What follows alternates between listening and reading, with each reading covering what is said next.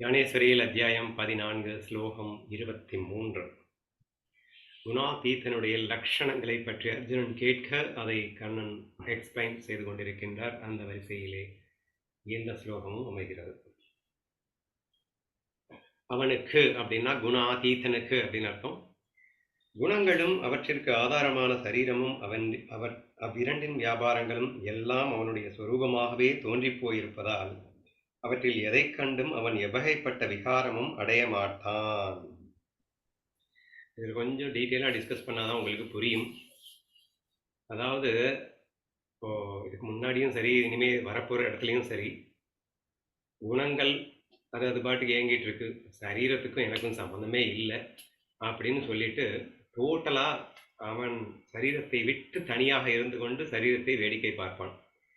Of course இனி அடுத்தடுத்து கூட இதே ஸ்லோகத்தில் இந்த சாட்சி பாவனையை ரொம்ப அழகாக எக்ஸ்பிளைன் பண்ணியிருக்காரு. ஆனால் இங்கே பாருங்க, இந்த ஒரு பாயிண்ட் வந்து கொஞ்சம் டெப்த்தாக பேசினாதான் புரியும்னு சொல்கிறேன். என்னன்னா இங்கே என்ன சொல்லியிருக்காரு, சரீரம் நான் அல்லன்னு தானே சும்மா பயங்கரமாக அழுக்கு சொல்லிட்டு இருந்தாங்க. இங்கே சரீரம் நான் போல வருகிறது. கேர்ஃபுல்லாக கவனிங்க. குணங்களும் அவற்றிற்கு ஆதாரமான சரீரமும் அவ்விரண்டின் வியாபாரங்களும் எல்லாம் அவனுடைய சொரூபமாகவே தோன்றிப் போயிருப்பதால் அவற்றில் எதை கண்டும் அவன் எவைப்பட்ட விகாரமும் அடைய மாட்டான். என்னது, அவன் சொரூபமாவே குணங்களுக்கும் இவனுக்கும் சம்பந்தமே இல்லை, குணங்கள் அது பாட்டு இயங்கிட்டு இருக்கு, நீ அந்த வேடிக்கை பார்க்க கூட அந்த குணத்தை பக்கம் போய் பார்க்க மாட்டான், இப்படிதான் சொன்னீங்க. இப்ப குணங்களும் சரீரமும் அவன் சொரூபமாகவே தோன்றி போய்விட்டதுன்னு சொல்றீங்களே, அப்படின்னா புரிஞ்சுக்க வேண்டிய ஒரு சூட்சம் இருக்கு. பிரம்மம் என்ற ஒன்றுதான் இவ்வுலகத்தில் இருக்கின்றன. பிரம்மமே ஈஸ்வரனாக ஜீவனாக இந்த உலகமாக வலம் வந்து கொண்டிருக்கிறது என்பதையெல்லாம் நாம் அறிவோம். அப்படி இருக்கும்போது அந்த ஜீவன் அப்படின்னா ஒரு அல்ப சக்தி கொண்டு ஒரு உருவத்தோடு வந்திருக்கிற இவனுக்கு ஜீவன் பேரு. இப்போ இது ஆக்சுவலா அந்த பிரம்மே தான் பண்ணுக்காக இப்படி ஒரு ரெஃப்ளெக்ஷன் எடுத்துக்கிட்டு, அதாவது ஒரு பிரதிபிம்பமாக இப்படி தோன்றிக் கொண்டிருக்கிறது. ஆனா இந்த தோன்றிக் கொண்டிருக்கும் தோற்றத்தை உண்மை என்று நம்பி நானே உடம்பு அப்படின்னுட்டும் அவங்க உள்ளே இருக்கிற குணங்கள் எல்லாமே வெறும் தோற்ற மாத்திரமாக மாயை உண்மை என்று நம்பி நானே குணங்கள் என்றும் நானே சரீரம் என்றும் நாம் நினைத்துக் கொண்டிருப்பது மகா முட்டாள்தனம், அது அஜ்ஞானம் என்று நிரூபிக்கப்பட்டு விட்டது. சரியா? இங்க வந்து தன் சுரூபமாகவே தோன்றி போயிருக்கும்னு சொன்ன உடனே இப்ப நான் தான் உடல், நான் தான் குணம் அப்படின்னு நினைச்சிட்டேன்னு அர்த்தம் கிடையாது. அது ரெண்டு அஜ்ஞானம் நீக்கினதுக்கு அப்புறமா அப்ப நான் யாருன்னா நான் பிரம்மம். அப்போ சத்து ஆனந்தம் என்று அழைக்கப்படுகின்ற அந்த ஒன்றேயான பரபிரம்மமாகவே நான் இருக்கின்றேன் என்ற அந்த அற்புதத்துக்குள்ள நான் சென்று விடுகின்றேன். சரியா? எப்ப இந்த பாடியிலையும் குணங்கள்ல இருந்தும் நான் விட்டுட்டு வெளியே வந்துட்டேனோ அதே செகண்ட்ல I become a Parabrahma, the God consciousness, அல்லது காட் கான்சியஸ்னஸுக்கும் கான்சியஸ்னஸாக இருக்கக்கூடிய ஒரு பரபிரம்மா ஸ்டேட். சரியா? அந்த ஸ்டேட்டஸ் நான் ஆயிட்டேன். இப்ப அந்த ஸ்டேட்டஸ்ல இருந்து இப்ப இந்த விஷயத்தை பேசுறாருன்னு புரிஞ்சுக்கணும். அந்த ஸ்டேட்டஸ்ல இருந்து என்ன சொல்றாரு, எல்லாமே அவர் தானே, பிரம்மன் தான் ஈஸ்வர ஸ்திதி எடுத்தது, ஜீவஸ்திதி எடுத்தது, உலகமா பிரதிபிம்பித்து காட்டிக் கொண்டிருக்கிறது. அப்படிங்கிறப்போ அனைத்துக்கும் அஸ்திவாரமாக இருக்கிறது எதுன்னா பிரம்மம். அந்த பிரம்மமாகவே நான் மாறிவிடுகின்றேன் தி மொமெண்ட் நான் இந்த பாடி அண்ட் மைண்ட்ல இருந்து நான் வெளியே வந்த மொமெண்ட்ல. அந்த பிரம்மஸ்திதியில இருந்து பார்க்கும்போது இந்த உடம்பு அந்த உடம்பு இந்த உடம்பு உலகம் Eswaran everything is one and the same, everything is part and parcel. ஓகேவா? அப்ப எல்லாத்தையும் ஒன்னா பாத்தீங்க அப்படின்னு சொன்னா துக்கம் வரும்னு நினைக்கிறீங்களா? ஏங்க இந்த உடம்பு நானும் நினைக்கிறதுனாலதான் துக்கம் வருது அப்படின்னா இந்த உடம்பு மட்டும் நீயே நினைச்சிட்டு இன்னொரு உடம்பு வேறன்னு நினைக்கிற. அப்ப அவன் வேற நான் வேறன்னு சொல்லிட்டு உயர்வு தாழ்வு பார்க்கறதுனால லைக்ஸ் அண்ட் டிஸ்லைக்ஸ் வந்ததுனால நமக்கு சுகதுக்கம் வந்தது. சரியா? ஆனா நீ பிரம்மம் என்ற ஒரு கண்ணோட்டத்தில இருந்து பார்த்த அப்படின்னா இங்கே இந்த உடம்பு மட்டும் இல்ல, உலகத்தில் உள்ள எல்லா உடம்பும் அல்லது ஈஸ்வரனும் அத்தனையுமே நான் தான் என்று நான் பார்க்கும்போது அங்க எங்கிருந்து உயர்வு தாழ்வு வர்றதுக்கு, லைக்ஸ் டிஸ்லைக்ஸ் வர்றதுக்கு, சுகதுக்கம் வர்றதுக்கு Sundaresh no chance at all. If you are look at நேற்று கூட நாங்க வந்து பேசிட்டு இருக்கும்போது பேதம் என்பதுதான் துக்கத்திற்கு காரணம் அப்படின்னு சொல்லி பார்த்தோம். ஒரு 5 விதமான பேதத்தை வந்து சொல்லியிருந்தாங்க. ஈஸ்வரனுக்கும் ஜீவனுக்கும் ஒரு வேதம், ஜீவனுக்கும் ஜீவனுக்கும் இடையே வேதம், ஜீவனுக்கும் ஜட வஸ்துவுக்கும் உள்ள வேதம், ஈஸ்வரனுக்கும் ஜட வஸ்துவுக்கும் உள்ள வேதம், ஜட வஸ்துவுக்கும் இன்னொரு ஜட வஸ்துவுக்கும் உள்ள வேதம். இப்படி எல்லாமே பேதம் பேதம் பேதம்னா டிஃப்ரென்ஸ். அது வேற, இது வேற, நான் வேற, அது வேற. ஸோ இந்த வேற வேறன்னு பார்க்கத்தான் அங்கே உயர்வு தாழ்வுன்னு ஒன்று வருது. அப்போ ஆட்டோமேட்டிக்காக லைக்ஸ் டிஸ்லைக்ஸ்ன்னு ஒன்று வரும். அப்போ சுக துக்கம் வரும் இல்லையா? பட் எப்போ பேதம் பார்க்கலையோ அப்போ ஆட்டோமேட்டிக்காக எதுவுமே வராது. ஆனால் இங்கே பிரம்மமாக நான் இருக்கும்போது அனைத்தையுமே என் சுரூபமாக பார்க்கின்றேன். இந்த உலகத்தையே என் சுரூபமாக பார்க்கிறேன், ஈஸ்வரன் என் சுரூபமாக பார்க்கிறேன், எல்லா ஜீவராசிகளையும் என்னுடைய சுரூபமாக பார்க்கின்றேன். And as such and therefore, definitely உயர்வு தாழ்வுங்கிற பேச்சுக்கோ, லைக்ஸ் அண்ட் டிஸ்லைக்ஸ் என்ற பேச்சுக்கோ, சுகதுக்கம் என்ற பேச்சுக்கோ இடமில்லை என்று நீங்கள் புரிந்து கொள்ள வேண்டும். படிக்கிறேன், புரியுதான்னு பாருங்க. அவனுக்கு குணங்களும் அவற்றிற்கு ஆதாரமான சரீரமும் இரண்டின் வியாபாரங்களும் எல்லாம் அவனுடைய சுரூபமாகவே தோன்றி போய் இருப்பதால் அவற்றில் எதை கண்டும் அவன் எவகைப்பட்ட விகாரமும் அடைய மாட்டான். விகாரம்னா துக்கமும் அடைய மாட்டான்.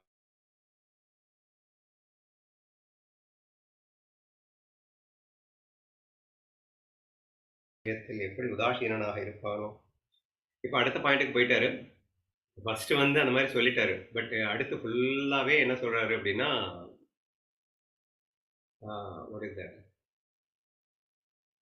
ரிஷ்டர் நான் உடம்பு அல்ல அப்படின்னு உடம்பை எந்த அளவுக்கு உதாசீனனா இருக்கேன், உடம்பை விட்டு வெளியே துண்டா நான் எப்படி தனித்து இருக்கேன் அப்படிங்கிற அந்த பாயிண்ட் தான் அடுத்தடுத்து ஃபுல்லாவே வருது. ஃபர்ஸ்ட் மட்டும் இந்த மாதிரி சொல்லிட்டு அதுக்கப்புறம் ஃபுல்லாவே ஆஸ் யூஸ்வலாக தான் சொல்றாரு.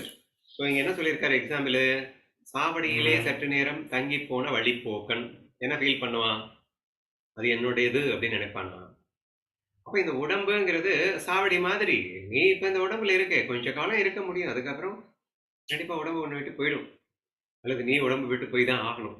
அப்புறம் இன்னொரு உடம்பு தேடி போகுவர். அப்போ இந்த மாதிரி ஒரு வெறும் தற்காலிகமாக எனது என்று சொந்தம் கொண்டாட முடியாத, அது நானே இல்லை. ஏன்னா அது ஈஸ்வரன் இப்போதைக்கு இந்த இடத்த கொடுத்து வச்சிருக்கான். சாவடிங்கிறது நம்ம கட்டதா, எவனோ கட்டி வச்சிருக்கான், கொஞ்ச நேரத்துக்கு தான் அங்கே சொந்தம் கொண்டாட முடியும். இட்ஸ் நாட் அவர்ஸ், என்னுடையதுன்னு சொல்லக்கூடாது இல்லைங்க. ஆக்சுவலி இந்த பாடியே நம்மளுடையது இல்லை. ஆனால் நான் சொல்லிக்கிட்டு எனது நாமளாக தான் படாத பட்டுட்டு இருக்கோம். இன்ஃபேக்ட் டோட்டலி இந்த body is meant for the ஈஸ்வரா. அவன் தானே ஆட்டிகிட்டு இருக்கான், பின்ன அவனுக்கு தானே இது சொந்தம். நம்ம நினைக்கிறதெல்லாம் தானே இந்த உடம்புல நடக்குது. வியாதி வருது போகுது, என்ன நீங்கள் நினைச்சு வருது, நீங்கள் நினைச்சா போகுது. வர வைக்கிறதும் அவன் தான், போகிறதும் அவன் தான். இந்த ஹோல் பாடியை ஆட்டுறதே அவன் தான். இன்னும் நான் என்னமோ நீங்கள் தான் இந்த ரெண்டு கை இப்போ நான் ஆட்டணும்னு நினைச்சு ஆடிட்டு இருக்கிற மாதிரி நான் நினைச்சுக்கிறேன். இந்த ரெண்டு கையை ஆட்டணும்னு நான் நினைச்சு ஆடிடுவாங்க. அதுக்கு அவன் ஒத்துழைக்கிறவங்க. இது அவன் சொன்னதாங்க கேட்கும், நம்ம சொன்னதாங்க கேட்குது. ஆனாலும் நம்ம மண்டைக்கு ஏறலையே. என்னமோ இந்த உடம்பு நான் சொன்னதெல்லாம் கேட்குது அப்படின்னு நினைச்சுக்கிட்டு இது கேட்கறதெல்லாம் நம்ம கொடுக்கறத பார்க்கணும். சரி விடுங்க. ஆனா இங்க என்ன பார்க்கணும் அப்படின்னு சொல்லிட்டாரு, சற்று நேரம் தங்கி போன சாவடியில் சற்று நேரம் தங்கி போன வழிப்போக்கன் எப்படி அந்த சாவடி விஷயத்தில் உதாசீனனாக இருப்பான். உதாசீனன் அப்படின்னா ஒரு மதிக்கிறதே இல்லைன்னு வச்சுக்கோங்களேன். அப்படி இந்த உடம்புல அவன் இருப்பான் அப்படிங்கிறத நெக்ஸ்ட் பாயிண்டா கொடுத்திருக்காரு. ஓகேவா? எப்படி யுத்த பூமிக்கு ஜெயங்களின் அபஜயங்களின் ஜெயாபஜயம் அப்படின்னா வெற்றி தோல்வின்னு சிம்பிளா புரிஞ்சுக்கோங்க. சம்பந்தம் இல்லையோ அப்படியே அவனுக்கு குணங்களுக்கும் சம்பந்தம் அற்றுப்போய் அவன் குணங்களுக்கு வசப்பட்டவன் ஆகிறதில்லை. நெக்ஸ்ட் பாயிண்ட், வெற்றி தோல்வி யுத்தத்துல இருக்கிறவனுக்கு வரும், யுத்த பூமிக்கா வரும். யுத்த பூமி is not at all responsible for a victory as well as failure. வெற்றி தோல்விகளுக்கு யுத்த பூமி பொறுப்பாகாதது போலும். இவன் முற்றிலும் குணத்தை வெற்று தனித்திருக்கின்றான்.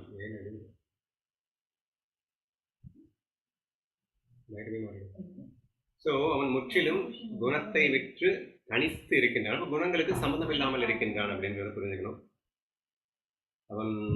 அவற்றின் சம்பந்தத்தால் ஒரு காரியமும் அவன் செய்து வைப்பதும் இல்லை. குணத்தின் சம்பந்தத்தால் குணங்களில் தானாக இயங்கிக் கொண்டிருக்கின்றன தான் நம்ம பார்த்தோம். நான் இந்த குணத்தை ஆட்டி நான் குணத்தின் சம்பந்தத்தை வச்சுக்கிட்டு நான் ஏதோ பண்றேன் அப்படிங்கிற ஃபீலிங் நமக்கெல்லாம் இருக்கு. ஆனா ஞானிக்கு இருக்காது. சரியா? நான் தான் என் குணத்தால் நல்குணத்துவன், நான் என் நல்குணத்தால் நான் அதை செய்தேன் அப்படின்னுட்டு நாம பேசிக்கலாம். பட் ஆக்சுவலி அவன் அந்த மாதிரி சொல்ல போறது இல்லை. அப்படின்னு புரிஞ்சுக்கணும். அவற்றின் சம்பந்தத்தால் சரீரத்துக்கு உள்ளிருக்கும் பிராணவாயுவை போல ஒரு வீட்டிற்கு அதிதியாய் வந்த பிராமணனை போல நாற்சந்தியில் நாட்டப்பட இருக்கும் கட்டையை போல எத்தனை எக்ஸாம்பிள்ஸ் பாருங்களேன். சாட்சி பாவத்துக்கு வந்துட்டாரு. சரியா? என்னென்ன எக்ஸாம்பிள்? நாற்சந்தியில் நட்டப்பட்டிருக்கும் குத்துக்கல்ல போல அப்படின்னு சொல்லிட்டு, பெரிய பெரிய கார்லாம் போகக்கூடாது அப்படின்னு சொல்லிட்டு நடுவே உள்ள ஒரு கல்லை மாட்டி வச்சிருவாங்க. வெறும் சைக்கிள் மட்டும்தான் அலவுடு அப்படின்னு. அந்த கல் அப்படியே நிற்கும். அப்படின்னா என்ன அர்த்தம்? அங்கே போகிறேன் வர்ற எல்லாத்தையுமே வந்து அது சாட்சியாக பார்த்துட்டே இருக்கு. ஆனால் அது ஏதாவது பண்ணுமா? அது ஏதாவது வந்து நினைக்க போகுதா? அந்த மாதிரி இவன் இந்த உடல் அசைவதை இந்த உடல் மட்டுமில்லை மற்றும் எல்லா உடல்கள் என்னென்ன செய்யுது அப்படிங்கிறத அந்த கல் மாதிரி நின்று பார்த்துக்கிட்டு இருப்பானே தவிர he will not get affected by whatever happens in it and outside it. அதாவது இந்த உடம்புல அல்லது வெளியில என்ன நடந்தாலும் அது அவனுக்கு எந்த சம்மந்தமே இல்லைன்னு இந்த குத்துக்கல் எப்படி அது பாட்டுக்கு பார்த்துட்டு இருக்கோம் அந்த மாதிரி நான் பார்த்துட்டு இருப்பேன் அப்படின்னு ஒரு எக்ஸாம்பிள். அடுத்து என்ன சொன்னாரு? சரீரத்துக்குள் இருக்கும் பிராணவாயுவை போல. பிராணவாயுன்னா எக்கச்சக்கமான வாயுக்கள் சொல்லுவாங்க. பானன், உதானன், சமானன், வியானன் என்னென்னமோ இருக்கான். சரியா? ஏன்னா ஒவ்வொரு வாயுவும் வந்து ஒரு ஒரு ஆக்ஷன் பண்ணுதுன்னு யோகாவில் சொல்றீங்களா? அதுதான் சொல்றேன். அப்படின்றது மெயின் வாயு, உபவாயுக்கள்னு சொல்லிட்டு என்னமோ சொல்றாங்க. சரியா? ஸோ எனர்ஜி பேட்டர்ன்ஸுங்க. சரியா? என்ன சொல்றது? இப்போ என் கை இப்படி வந்து மேலே போகுது அப்படின்னு சொன்னா, first of all I need an energy to lift it like this. இல்லையா? சக்தி இருந்தால் தானே மேலே தூக்க முடியும். மேலே தூக்குறதுக்கு என்ன பண்ணணும்? I need to have the flow of energy towards upwards. ஒரு எனர்ஜி ஃப்ளோ மேலே போனாதான் என்னால் வந்து கையை மேலே தூக்க முடியும். இல்லையா? அப்போ நான் செய்கின்ற ஒவ்வொரு ஆக்ஷனுக்குமே எனர்ஜி ஃப்ளோ இஸ் எசென்சியல். என்னுடைய எனர்ஜி ஃப்ளோக்கு ஏற்ற மாதிரி தான் ஆக்ஷன் ஃப்ளோ இருக்கும். கையை இப்படி இப்படி ஆட்டுறேன்னா அதுக்கேற்ற மாதிரி எனர்ஜி ஃப்ளோ இருக்கு. ஸோ தட் ஆடும். அப்போ பிராணன் அப்படின்னா இந்த மாதிரி எக்கச்சக்கமான ஒவ்வொரு டைரக்ஷன்ல போற எனர்ஜிக்கு ஒவ்வொரு பேரை கொடுத்து வச்சிருக்காங்க. அவ்வளவுதான். எப்படி ரத்தம் வந்து டாப் டு பாட்டம் போய்கிட்டே இருக்கும். ஒவ்வொரு ஆர்கனுக்கும் அந்த ரத்தம் போயிட்டு இருக்கிற வரைக்கும் தான் அந்த ஆர்கன் இயங்கிட்டே இருக்கும்.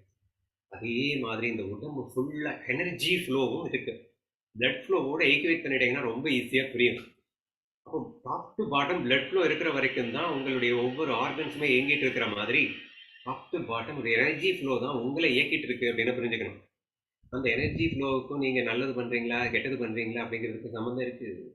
நல்லது பண்ண சொன்னாலும் அந்த எனர்ஜி ஹெல்ப் தான் பண்ணுது. நீங்கள் கெட்டது பண்ணுறதுக்கும் இந்த எனர்ஜி ஹெல்ப் தான் பண்ணுது. பலார்னு ஒருத்தன் அரைகிறதுக்கும் என்னுடைய எனர்ஜி ஹெல்ப் தான் பண்ணிட்டு இருக்கு. ஒருத்தனை வந்து கட்டி பிடிக்கிறதுக்கும் எனர்ஜி ஹெல்ப் தான் பண்ணிட்டு இருக்கு. சரியா? So no way it is getting connected with my gunas. குணங்களின் செயல்பாட்டில் எனர்ஜி ஏதாவது ஒரு வகையில் பங்கெடுத்துக்குதா?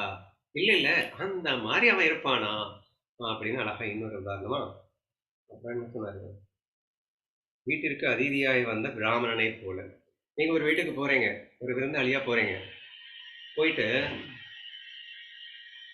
நம்ம வீட்டுக்குள்ள வந்தோம்னா நம்ம வந்து பொண்டாட்டியை வந்து இதென்ன இங்க வச்சிருக்க, அது என்ன அங்க வச்சிருக்க, இது அங்க வை, இது அங்க வை, இது என்ன இப்படியா அழுக்கா வச்சிருக்கிறது, சுத்தம் பண்ணு, 100 நோட்டையே சொல்லிட்டு இருக்கோம். சரியா? நம்ம இன்னொரு வீட்டுக்கு போகும்போது தோணும், நமக்கும் தோணும், என்ன அது இப்படி வச்சிருக்காங்க, நம்மளே விருந்தாளியா வந்திருக்கோம், எதுக்கு வம்பு. அவங்க சாப்பாடு போடுவாங்க, டேஸ்டே இருக்காது, நல்லா இருக்கா அப்படின்னு கேட்பாங்க, சூப்பரா இருக்கு அப்படின்னு சொல்லிட்டு தானே வருவோம். So we will not find fault in others. நம்ம குற்றமே பார்க்க மாட்டோம். நம்ம ஜஸ்ட் போனோமா, ஏதோ அவங்க சொன்னதை அவங்களுடைய அன்பில் பங்கெடுத்து கொண்டு வந்தோமா அப்படின்னு இருப்போமே தவிர ஒட்டிக்கொள்ள மாட்டோம், அவர்களை குற்றம் சொல்ல மாட்டோம், குறை சொல்ல மாட்டோம், எதுவுமே பண்ண மாட்டோம். அந்த மாதிரி இந்த உடம்புல நடந்தேறும் விஷயங்களை அவன் ஜஸ்ட் வேடிக்கை மட்டும் பார்த்துட்டு இருப்பானே தவிர உட்காந்து நொட்டை சொல்லி கொண்டிருக்க மாட்டான் அப்படிங்கிற மாதிரி புரிஞ்சுக்கோ. ஸோ சாட்சிக்கு தான் எல்லா எக்ஸாம்பிள்ஸும் வந்து சொல்லியிருக்காருன்னு புரிஞ்சுக்கோங்க. அவன் தேகத்தில் நடக்கும் வியாபாரங்களால் விகாரம் அடைய மாட்டான். மிருக ஜலத்தின் அலைகள் மோதுவதால் நிலை பெயராதிருக்கும் மேறு பருவதம் போல் குணங்களின் வித்தியாசங்களில் அவன் உருமாறும் அடையாமல் இருப்பான். என்ன எக்ஸாம்பிள் பாருங்களேன். காணல் நீர் அப்படின்னா மிருக ஜலம் அப்படின்னு அர்த்தம். காணல் நீர் அப்படின்னு பிரவாகமா ஓடி வந்து மேரு பர்வதத்தை உயர்த்தி அப்படியே தூக்கி போட்டுடுச்சு அப்படின்னு சொன்னா எவ்வளோ ஒரு பைத்தியக்காரத்தனமா ஃபீல் பண்ணுவீங்களோ அப்படிதான் ஃபீல் பண்ணணுமா. அவனுடைய குணங்கள் அவனை வந்து பாதிச்சிடுச்சு அப்படின்னு சொன்னான். ஏன்னா அவனை பொறுத்த வரைக்கும் குணங்கள்ங்கிறது காணல் நீர் மாதிரிங்க. இவன் யாருன்னா மேரு பர்வதம் மாதிரிங்க. இந்த குணங்கள் வந்து இவன் அசைச்சிடுறதா?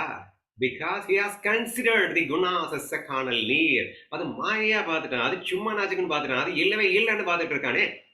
அது வந்து என்னை அசைப்பதா? நான் யாருன்னா, நான் பிரம்மம் என்று நான் வேறு பருவதம் போல் இருக்கின்றேன், இல்லாத ஒன்று இருக்கின்ற என் சத்தான இந்த விஷயத்தை அசைத்து விடுமோ எப்படின்னு அழகா வந்து எக்ஸாம்பிள் மூலியமா அவர் கேள்வி கேட்கிறார். சரியா? குணாதீத ஸ்திதிங்கிறது எப்படி இருக்கும் அப்படிங்கறத இமேஜின் பண்ணுங்க.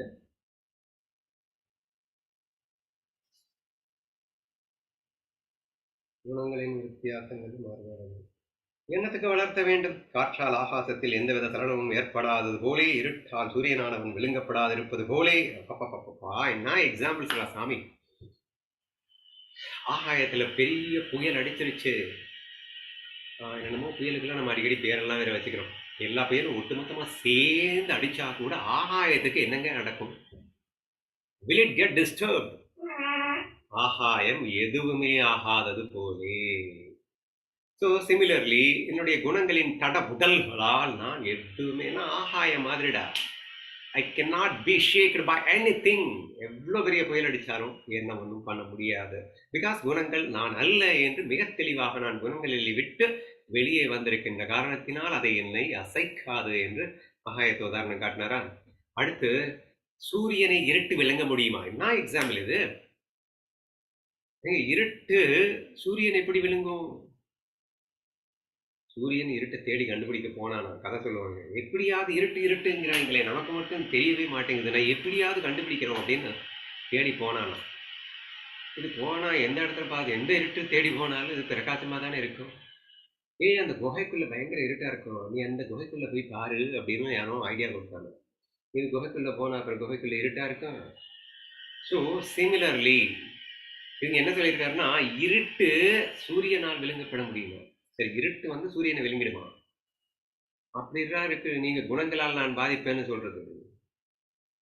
நான் சூரிய பிரகாசம் மாதிரிடா, குணங்கள்லாம் இருட்டு மாதிரிடா, அது வந்து என்னடா பண்ணும் அப்படின்னு அடுத்த எக்ஸாம்பிள் கேட்கிறாரு.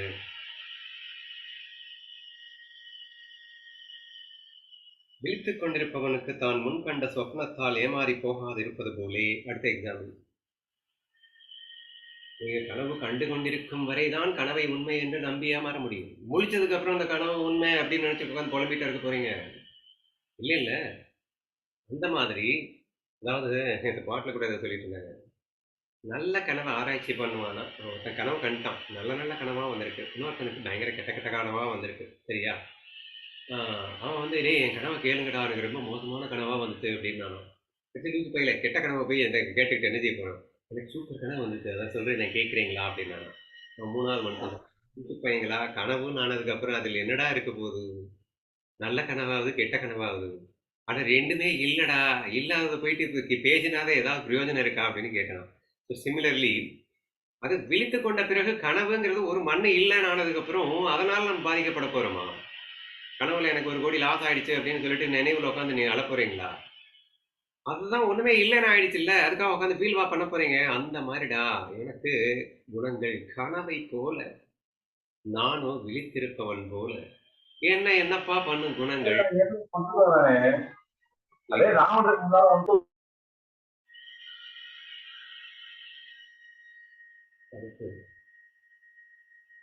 குணங்களால் எவ்விதமாகவும் கட்டுப்பட்டு போவதில்லை.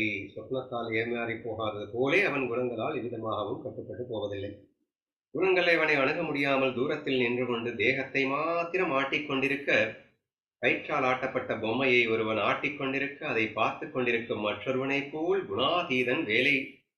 குணாதீதன் கேவல சாட்சியாகவும் குணங்களின் ஆட்டங்களால் சுக துக்கானுபவங்கள் அடையாதவனாகவும் இருந்து விடுகின்றான். கன்க்ளூசிவா எத்தனை எக்ஸாம்பிளுக்கும் திருஷ்டாந்தம் சொன்னார்ல, சித்தாந்தம் சொல்லணும்ல, அதை சொல்லி முடிச்சிருக்காரு. ஸோ தூரத்தில் நின்று கொண்டு தேகத்தை மாத்திரம் ஆட்டிக்கொண்டு, குணங்கள் எல்லாம் வந்து அவனை நெருங்க முடியாம தூரத்தில் நின்று கொண்டு தேகத்தை மாத்திரம் ஆட்டிக்கொண்டிருக்க, இவன் அதை விட தூரமா நின்றுட்டு குணங்கள் தேகத்தை எப்படி ஆட்டுதுன்னு இவர் இங்கிருந்து இப்படி பாக்குறான். சரியா? ஸோ ஆட்டிக்கொண்டிருக்க, கயிற்றால் ஆட்டப்படும் பொம்மையை ஒருவன் ஆட்டிக்கொண்டிருக்க அதை வேறொருவன் பார்ப்பது போல. சரி, என்ன அழகா, ஏன்னா நான் சாட்சியா இருக்கேன், இப்ப நான் ஆட்டுறேன்னு சொல்லிடக்கூடாதுல்ல. அப்போ குணங்கள் ஆட்டுது இந்த சரீரத்தை, நான் வந்து இங்க இருந்து ஆடி என்னங்க ஆடிட்டு இருக்கு அப்படின்னு நான் பார்த்துட்டு இருக்கேன். சரியா? அப்போ ஒரு பொம்மையை ஒருத்தன் கயிற்றால் ஆட்டிட்டு இருக்கான்னா இங்க இருந்து நான் பொம்மலாட்டம் பாக்குறவன், நான் பொம்மல்ல ஆட்டுறவன் இல்லை. நான் பாட்டுக்கு பார்த்துட்டு இருப்பேன். ஈஸ்வரன் ஆற்றான், ஜீவன் ஆடுகிறது, இங்கே நான் சாட்சியாக பொம்மலாட்டத்தை ரசித்துக் கொண்டிருக்கிறேன் என்று அவன் பார்த்து கொண்டிருப்பான் என்று சொல்லி அப்படியே போயிட்டு இருக்கு. கல்வி முடிச்சுக்கணும், முடிச்சிடறேன். குணங்களின் ஆட்டங்களால் சுகதுக்க அனுபவங்கள் அடையாதவனாக அவன் இருக்கின்றான். ஓகேவா? சாத்வீக குணத்தால் சத்கர்மங்களும், ரஜோ குணத்தால் காமிய கர்மங்களும், தமஷால் மோகம் முதலியவையும் உண்டாகின்றன. அது உங்களுக்கு ஏற்கனவே தெரிஞ்சது. சாத்வீக குணத்தால் சத்கர்மங்களும் நல்ல விஷயங்கள், ரஜோ காமிய கர்மங்கள் அப்படின்னா ஆசை, கோடிக்கணக்கில் சம்பாதிக்கணும் ஓ அப்படின்னு சொல்லிட்டு காமிய கர்மங்கள். தமோ குணத்துல மோகமே ஒரு தூக்கம் தான், வேற என்ன பண்ணுவாங்க. பிளஸ் மோகமே உருவான சில கிரியைகள்லாம் நடக்கும். குணங்களும் அவற்றின் கிரியைகளும் தன்னுடைய சத்தையால் ஏற்படுகின்றன என்று தெரிந்து கொண்டு சூரிய வெளிச்சத்தின் உதவியால் உலகில் அவர்கள் நடத்தி வரும் வியாபாரங்களில் சூரியன் உதாசீனனாக இருப்பது போலே அவன் குணங்களின் கிரியைகள் விஷயத்தில் உதாசீனனாக இருந்து விடுகின்றான். Many times it has been given this example. சூரியன் வெளிச்சம் இல்லாம நம்மளால ஒண்ணுமே பண்ண முடியாது. ஆனா நீ பண்ற நல்ல கெட்ட காரியங்களுக்கு அந்த சூரியன் பொறுப்பாக முடியுமா? இல்ல. அதே மாதிரி இந்த குணங்களுக்கு நீ சத்தையாக இருக்கின்ற பரபிரம்மம். இந்த இடத்துல மறுபடியும் அந்த ஃபர்ஸ்ட் 3 லைன்ஸ்க்கு வந்துருங்க. ஸோ ஹியர் ஐ ஆம் தி பரபிரம்மா. நான் பிரம்மத்தின் சாநித்தியத்தின் கொண்டு நான் அந்த எனக்கு ஐ மீன் என்ன சொல்றது, உசுரை கொடுக்கணும், நான் பவர் கொடுக்கணும், நான் லைட்டை கொடுக்கணும். எதுக்கு? குணங்களுக்கு. அப்போ ஈஸ்வரன் வச்சுக்கோங்களேன். ஈஸ்வரன் சத்தையால் தான் குணங்கள் ஆட்டிக்கொண்டிருக்கின்றன. இப்ப நான் ஈஸ்வர ஸ்திதியிலிருந்து இருக்கிறதா கூட நீங்க ஃபீல் பண்ணிக்கலாம். அப்போ ஈஸ்வரன் தான் குணங்களை ஆட்டுவான். ஆனால் குணங்கள் ஈஸ்வரனுக்கு எந்த சம்மந்தம் இல்லை. சூரியனால் தான் எல்லா வேலையும் நடக்குது. ஆனா சூரியனுக்கு நீ பண்ற எந்த வேலைக்கும் சம்மந்தம் இல்லை. அப்படின்ற மாதிரி இந்த குணங்களை ஆட்டுவது என்னவோ ஈஸ்வரனாக இருந்தாலும் உண்மையில் ஈஸ்வரன் எந்த பொறுப்பும் எடுத்துக்கிறது இல்லை. அது சாட்சியாக மட்டும்தான் இருந்து கொண்டிருக்கிறது. ஏன்னா நீ ஆட்ட சொன்ன அந்த குணத்துல இருக்கணும் ஆசைப்பட்டு, அதனால நான் அங்கே ஆட்டிட்டு இருக்கேன், நானும் ஆட்டுறேன், நீ விரும்பினதுதான்டா நான் ஆட்டுறேன் என்றுதானே ஈஸ்வரன் சொல்லுகின்றான் என்று நாம் சொல்லியிருந்தோம். ஸோ அந்த அடிப்படையில இங்க எப்படி சூரியன் நிமித்தமாக கொண்டு இங்கே உலக வியாபாரங்கள் நடக்குதோ அப்படி இந்த குணங்களுக்கு நான் நிமித்த மாத்திரமாக இருக்கிறேன். நான் இல்லைன்னா குணங்கள் இருக்காது. அதனால நான் பிரம்மத்திலிருந்து பேசுறேன், ஈஸ்வர ஸ்திதியிலேருந்து பேசுறேன். வித்வுட் அ பிரம்ம ஸ்திதி அல்லது ஈஸ்வர ஸ்திதி there cannot be a gunas and maya and எதுவுமே இருக்காது இல்லையா? அப்போ நான் இருக்கிறதுனால தான் இந்த மாயை குணங்கள் எல்லாமே இருக்கு. பட் இது அது சும்மா அது சாட்சியா இருந்து கொண்டிருக்கிறது. அது பாதிக்குமா? இந்த குணங்களின் சேஷ்டைகள்ல அது பாதிக்குமா? நீ உலக வியாபாரத்துல நீ கொலை பண்ற, கொள்ளையடிக்கிற, ஏதோ நல்லது காரியம் பண்ற, அதுக்கும் சூரியனுக்கு ஏதாவது சம்பந்தம் இருக்கா? அப்படி அவன் இருந்து விடுகின்றான் என்று சொல்லியிருக்கின்றார். ஸோ அவன் குணங்களின் கிரியைகள் விஷயத்தில் உதாசீனனாக இருந்து விடுகிறான். சந்திரனுடைய சாநித்தியத்தால் சமுத்திரம் மாத்திரம் பொங்குகிறது, சந்திரகாந்தம் மாத்திரம் இலகி ஜலம் பெறுகிறது, பள்ளிகள் மாத்திரம் பூக்கின்றன, ஆனால் இவை அனைத்தும் சந்திரனிடத்தில் ஒட்டுவதில்லையே. சூரியன் சொல்லி முடிச்சிட்டாரா? அடுத்து சந்திரனுக்கு வந்துட்டாரு. ஸோ பௌர்ணமி அன்னைக்கு சும்மா அலைகள் பயங்கரமா பொங்கும். அலைகள் பொங்குதுன்றதுக்காக சந்திரன் அதுக்கு காரணம். அள்ளிகள் பூக்குமா சந்திரன் வரும்போது, அதுக்கு சந்திரனா காரணம். அது பாட்டுக்கு போயிட்டு இருக்கு. அதை நிமித்தமா வச்சுக்கிட்டு நீங்க இங்கே ஆட்டோமேட்டிக்கா சில செயல்களை பண்ணிட்டு இருக்கீங்க. 3 எக்ஸாம்பிள் சொன்னாரு. சமுத்திரம் பொங்கும், சந்திரகாந்தம் மாத்திரம் விலகி ஜலம் பெறுகிறது. எனக்கு தெரியாது, சந்திரகாந்தம் கல் ஏதோ இருக்கு போல, அது விலகி சந்திரகாந்தம் தான் தெரியும். ஞானதேவர் சொல்றாரு, சந்திரகாந்தம் அப்படின்னு ஒன்று இருக்கு, அது இலகி ஜலமாக உருவெடுக்கும் சந்திர பிரகாசத்துல. ஸோ இது மாதிரி எதுக்குமே சந்திரன் பொறுப்பாக இல்லாதது போலே இவன் குணங்களுக்கு ஒட்டாமல் இருக்கிறான்னு சொல்ல வர்றது. காற்று மாத்திரம் அடிக்கிறது, ஓய்ந்து போகிறது, ஆனால் ஆகாசம் ஒரு வேறுபாடும் அடைவதில்லை. அடுத்த எக்ஸாம்பிள், காற்று அடிக்கிறது போயுது, சொல்லிட்டாரு இந்த எக்ஸாம்பிள், மறுபடியும் சொல்லியிருக்காரு. ஆகாயம் அதனால் பாதிப்படைவதில்லை. புயலே வந்தாலும் ஆகாயம் பாதிப்பில்லைன்னு முதலே சொல்லிட்டாரு, மறுபடியும் சொல்லியிருக்காரு. அவன் ஒரு விதமான விகாரமும் அடைவதில்லை. எப்போ? அந்த விதமே எப்படி காற்றானது என்னதான் அடிச்சாலும் ஆகாயம் அசையாம இருக்கும், அந்த மாதிரி குணங்களின் தடபடல்களால் இவன் அசையாமல் ஆகாயத்தை போல் இருக்கின்றான். இப்படிப்பட்ட லட்சணங்களால் குணாதீதனை தெரிந்து கொள்ள வேண்டும். இனி அவருடைய ஆசரணம் எப்படி இருக்கும் என்று சொல்லப் போகிறேன் கேள்வி. சிவம் தாண்டா குணாதீதன் அவருடைய லட்சணங்களை சொல்லியிருக்கார்.